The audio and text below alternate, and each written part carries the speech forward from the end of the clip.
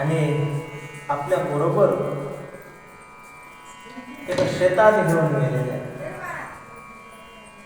ज्याप्रमाणे विश्वंभर बुवांना परमात्मा पंढरीनाथाने दर्शन दिलं आणि आपण आंब्याच्या वनात आहोत असं सांगितलं, त्याचप्रमाणे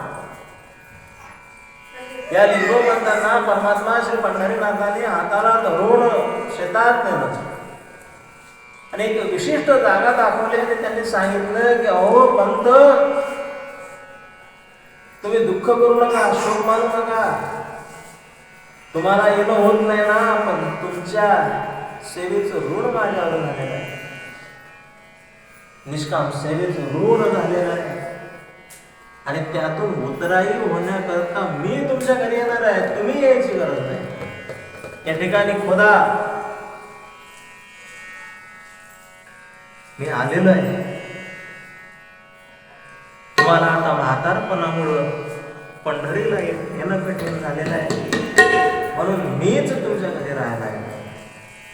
इथं खणामध्ये मी तुम्हाला सापडेल असं सांगून देव अदृश्य झालेले आहे. पंत खडबडून जागे झाले. पाहताय तर देव नाही, पण चित्त प्रसन्न झालेलं आहे.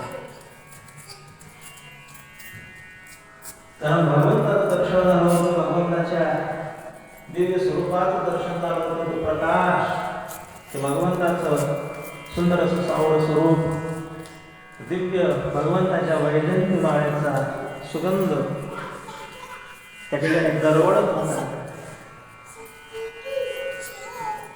पण पाहतायत तर आणखीन सूर्योदय झालेला नाही. कसं तरी उजळण्याची वाट पाहतायत की आता उजळलं की जावं आणि परमात्मा पंढरीनाथाला घेऊन यावं. धीर धारा कोंबडा आरडा